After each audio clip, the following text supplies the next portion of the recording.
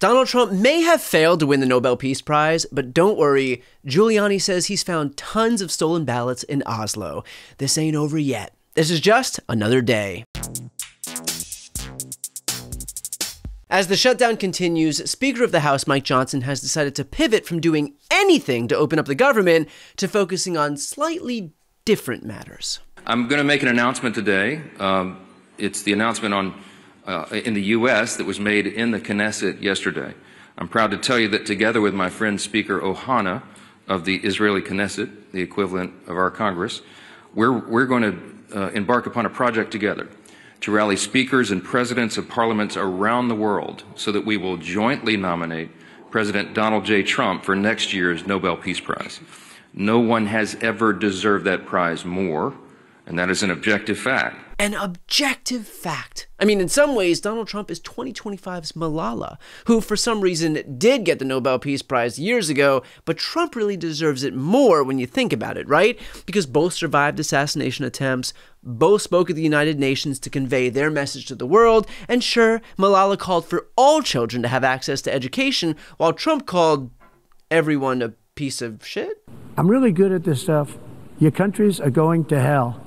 Yeah, a beacon of peace. No one deserves it more, and that's just a fact. It's an indisputable fact that no president has undertaken the work of saving lives and pursuing peace with such determination and with such remarkable success as President Trump. And some of that peace-pursuing diplomacy was on full display today at Donald Trump's cabinet meeting. Look, I'm very disappointed because Vladimir and I had a very good relationship, probably still do. I don't know why he continues with this war. This war has been so bad for him. He's going into 4 years of a war that he should have won that war in 1 week. You see, that's how badly Donald Trump wants to bring nations together. He is livid that Vladimir Putin's invasion of Ukraine took so long. Sure, maybe some other war-hungry leaders would chastise the invasion itself, but not Trump. He knows that the only war crime you can commit is dragging out the process of overthrowing a sovereign nation, when we all know that the annexation of a sovereign country should be something that gets done with no delay. But sadly, this year's Nobel Peace Prize was actually awarded to Maria Corina Machado, the opposition leader from Venezuela. For those unaware, Venezuela is that country whose boats our Nobel Prize-wanting president keeps indiscriminately blowing out of the water. I mean, to be honest, if I were a fisherman, I wouldn't want to go fishing. Just a nice, let's take a little trip, because I'd say, man, maybe they think I have drugs downstairs. I don't want that. I think the fishing business has probably been hurt. Yeah, now, where were we? Oh, right, peace. But frankly, the fact that the Peace Prize has been stolen from Donald Trump might actually have a silver lining here, because now some people have decided to move on to even higher aspirations. We have a return to people going to church. We have a return to people, valuing their children and valuing society and believing in the white picket fence and what the American dream represents and what the American dream stands for, and American exceptionalism and peace around the world, and that people can coexist with one another without having to, pick up arms and destroy each other for no reason whatsoever, other than, incompetent and egotistical governments. It's a beautiful time, and he will go to heaven for all of that. Wow. I guess Eric used one of his sham mobile phones to call the big man upstairs, and it turns out Donald Trump got an early acceptance letter to heaven. I can't wait to hear Donald Trump tell God how his streets are paved with the wrong type of gold. But whether it's the Nobel Peace Prize or the afterlife, the reality is that Donald Trump always knew that some people, the haters, just had it out for him from the start. No matter what I do, they won't give it. And I'm not politicking for it. No matter what he does is right. Whether it's floating the idea of a pardon for his sex trafficking buddy or deploying the U.S. military to wage war on American cities, it's like this committee just refuses to acknowledge his contributions to humanity. I gotta say too, the ability of this president, his family, and every one of his Republican cult members to paint Trump as some hapless individual is continually astonishing to me.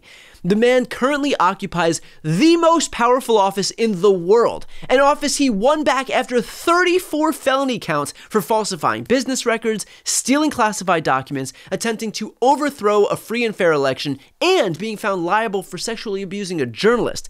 Trump is able to shake down universities, law firms, tech CEOs, giant media corporations if they dare step out of line, and all of this is still still not enough, because don't you see, he's the victim here. This is a president of peace. He absolutely deserves the Nobel Peace Prize. No one deserves it more than President Trump, but we know these people who establish who wins the Nobel Peace Prize hate Donald Trump. They suffer from Trump derangement syndrome. I'm not certain that the board in Norway that looks at this believes in peace through strength. I think they believe in peace through pandering. I gotta say, I truly hope all of those election deniers held on to their Stop the Steal signs, because it looks like there's another totally not rigged process for them to go fight against. I'm surprised they didn't fly to Oslo for a normal tourist visit to peacefully protest the results and hang the vice president.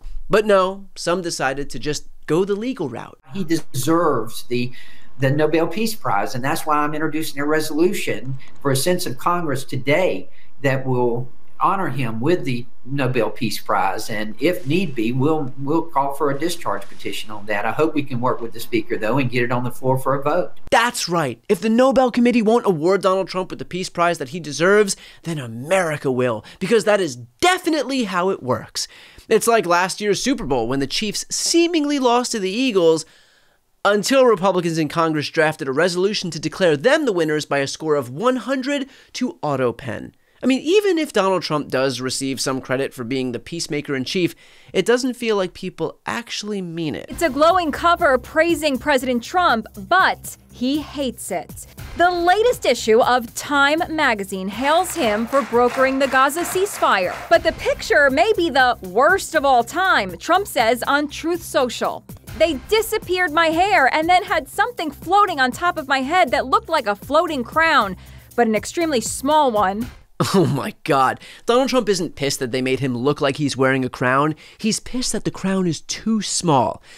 I guess if you want a magazine cover done right, you have to order your own White House to do it yourself. At least they didn't show the world how his neck really looks like a geriatric vagina. Look, maybe it's just me, but there is something about bitching and moaning your way into an award that kind of diminishes the importance of actually receiving it, which is a lesson that I learned the hard way after high school when I bitched and moaned my way into being handed the guy with a surprisingly large penis award. I don't know, it was just something about demanding it that kind of made it feel less special than I'd hoped. Despite what the president and his rectum dwellers believe, Donald Trump did not lose the Nobel Peace Prize any more than Diddy did. Okay, maybe Diddy is a bad example, but you don't lose the prize, you just don't win it. And remember, Trump is not entitled to it, he doesn't deserve it. Maria Corina Machado was given this year's award for her tireless work promoting democratic rights for the people of Venezuela and for her struggle to achieve a just and peaceful transition from dictatorship to democracy, which is the exact opposite of everything Donald Trump is doing in America right now. Awarding someone with the Nobel Peace Prize who silences dissenting media, claims elections are rigged, and targets his political opponents would undermine the very nature of the prize itself, because those are not the actions of someone promoting democratic rights. And that is an objective fact. Damn straight. Before you go, if you enjoyed this content and you want to see more and support independent media, please subscribe to this channel. The subscribe button will be right here on the screen. But second, the reality is that we are now in a political environment where this administration can lean on any of the social media platforms to suppress certain voices if they don't like critical coverage. That means my longevity here is in the hands of a few tech billionaires who are already making it clear that they are willing to cater to this administration. To that end, signing up for my newsletter is a way for me to reach you directly if that ever becomes necessary. I'll put the link right here on the screen as well, so please sign up. It's free, but there's also an option to do a paid subscription if you'd like to support me and my team. I really appreciate it. Thanks so much for watching.